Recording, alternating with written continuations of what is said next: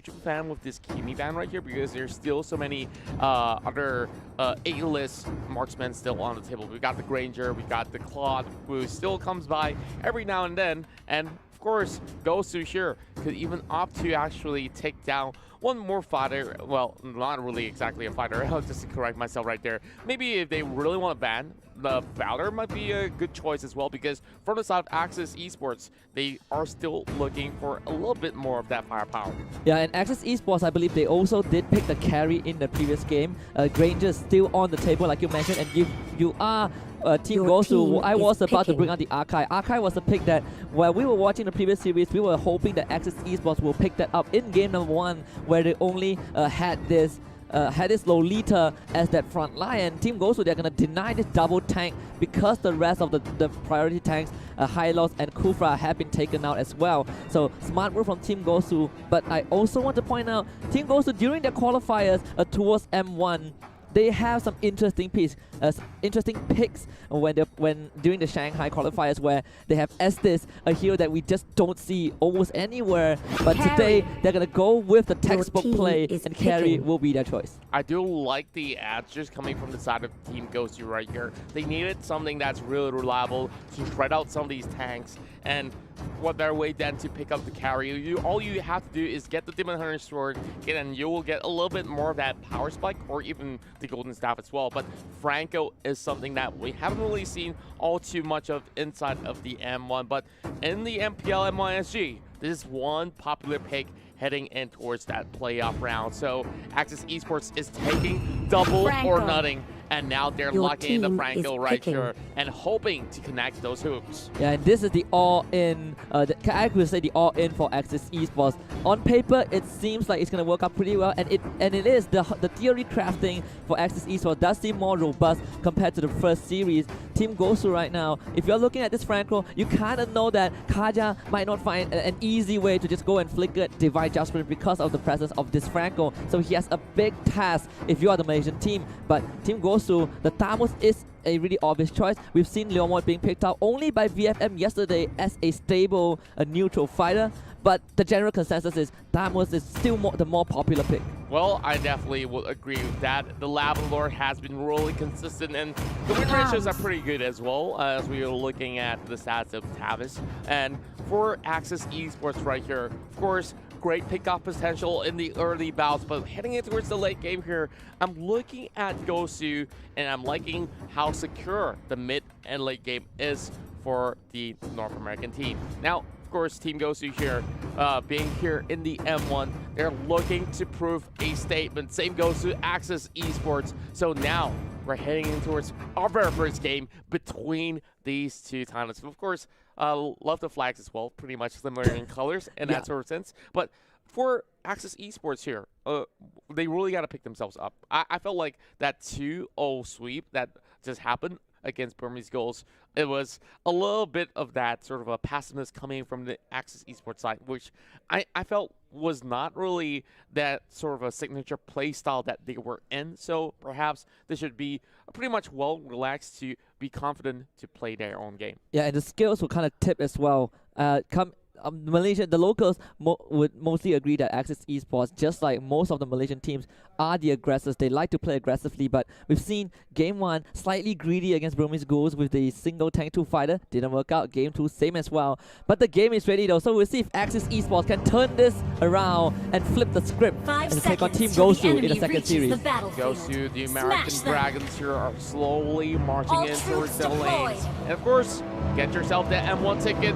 Here's a little bit of that promo code that you can copy down if you have not make your purchase. And now we're looking at Ken Ray here, already tossing out the wheel, and Breezy, oh my goodness, already dropping down to 50%. So a rough start for the side of Gosu right here, but shouldn't be too much of a hassle for Team Gosu to come back into play. So basically supported by the Kaya, and they're looking to make sure that Breezy gets that level 4 in hand so that they can go in for that flicker and Divine Judgment.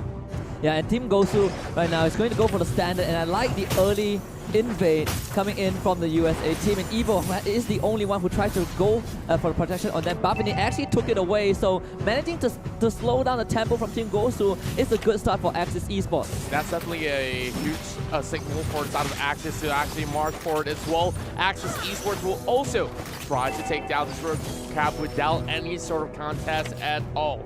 So we're looking at all these other members on over the top side here, pressuring over the side of Lasted as well. So Lasted here will just have to hold on for dear life for the time being. But Kenray shouldn't be too much of that sort of problem for him to actually hug by the corners of the tower of the bot lane. Yeah, and Axis Esports taking a page out of what Burmese Goose did in the first series against them.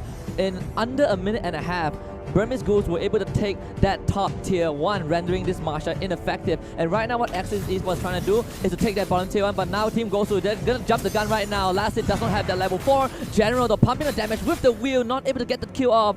Meanwhile, Team Gosu takes that tier 1 bot, and this is what... Axis Esports takes that tier 1 bot, and this is what they want. Now you free up the map for Lasted to be a bit more effective. Wow, Flicker coming out from the side of Breezy as well, and this is going to be that turtle going on slight reset as we are looking at a full Flicker team from the side of Axis. Well, way too quick for me to see what's on the line for the side of Gosu, but for Gosu, they're just making sure that they stay safe for the time being. And now Axis Esports already attempting the very first turtle of the game.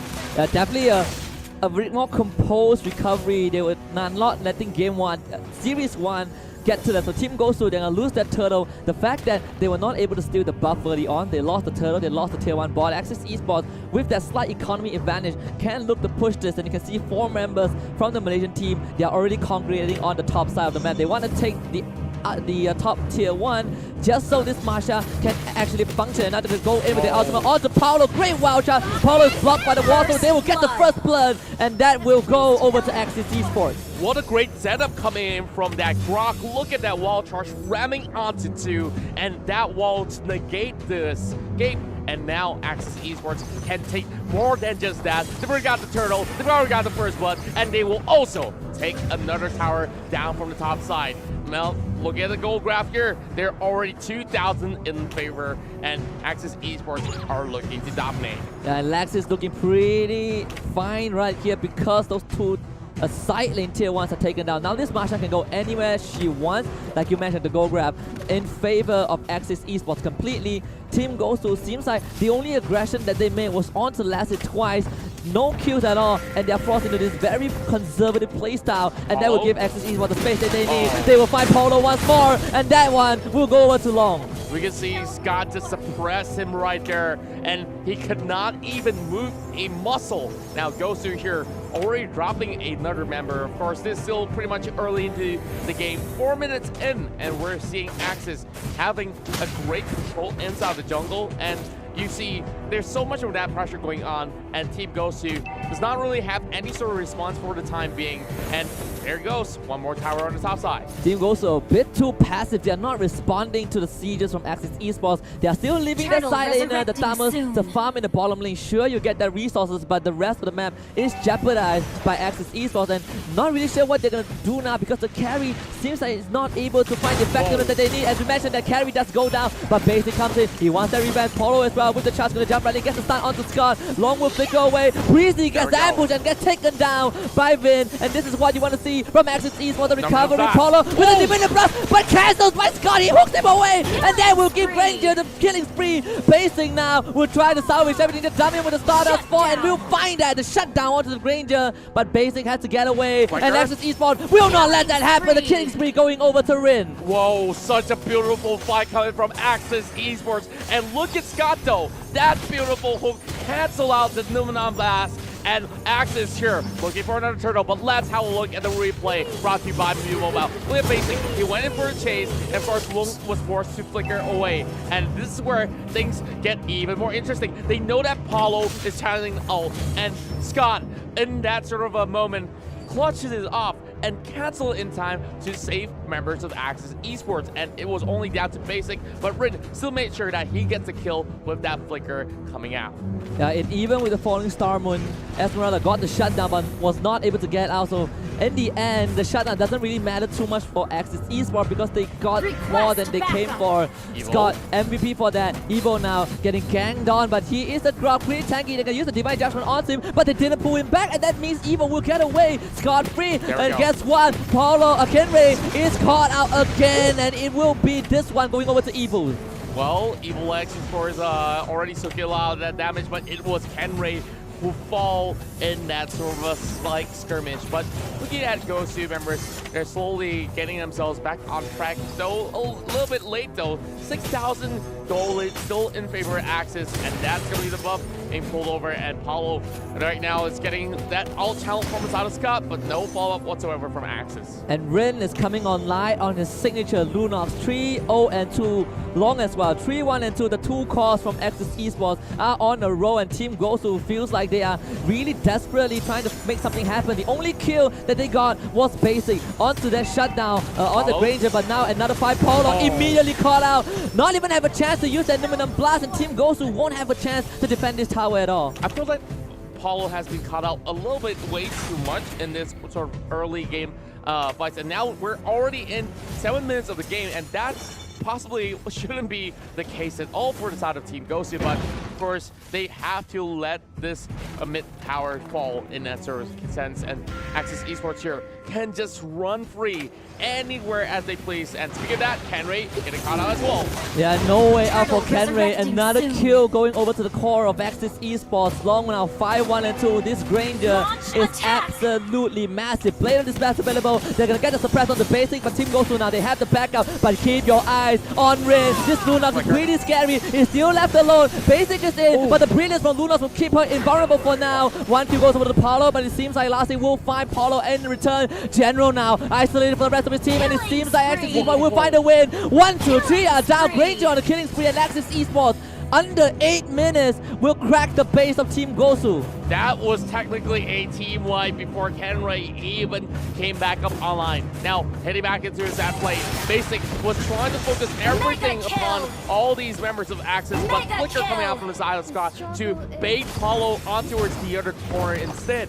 And of course, Gosu, all they could possibly do was run away, and they should not even commit towards that fight inside the jungle, and they have to pay the price with that broken base. The Malaysian Tigers have seemed to awaken after Series 1. Team goes to Paulo. We talked about how he got caught up multiple times, and in all these scenarios, this Lolita just feels like ineffective all along. And with that being said, Axis Esports first inhibitor in the middle lane down. Not even 10 minutes in, the Lord will be spawning up pretty soon, and Axis Esports will be eyeing on that objective. Well, first, we're having the Malaysian Tigers here looking for their very first win. Well, of course, it's so convenient that Team Gosu also has the Dragon logo with them, so crossing Tigers with a Dragon. Well, of course, jokes aside, now back into the game. Gosu here with need to stall for a great run, and General here not really having the best of weaponry to actually hit in towards the next battle, because the tanks from the side of Axis Esports has already emerged with so many of that sort of assists as well as goal, and they've already got all that they need to actually soak all those damage. But Scott here just waiting for any passersby, and perhaps one good hook will initiate the fight, and instead he hooks the minion. Almost found, and that will allow Lassie to have free reign of this Lord. Marsha, one of those heroes that we know can solo this objective. Look at her go. The Lord does not stand a chance, and Lassie will be the new Lord, at least for now. Team Gosu, they have to deal with this onslaught of Axis Esports. The threat of Scott is always there, and it seems like Paulo will be the victim for the 6th time in a row. Wow, 6. And no assist at all for the side of Paulo. He did get a kill somewhere between the game, of course, but Team Gosu here, they seem to be having a little bit of that early jitters. Of course, this is, after all, the very first game in the entirety of the tournament, but hoping that Gosu here could make a little bit of that comeback here, as we see Rin here has not even dropped a single time. Same Gosu lasted, as well as Evil X and Lung on that Granger pick. He has already played a lot of that Granger back in MPL MYSG, and he's known as one of the best out there for the entirety of the season.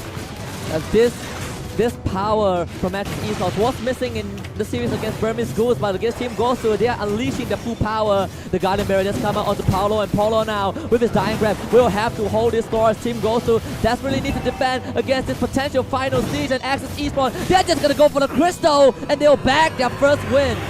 With the Lord marching right, and this will be the first victory round for Axis Esports. What a way to actually start off the entirety of this best of 3. But Team Gosu doesn't seem like they have any sort of replies at all in this first game of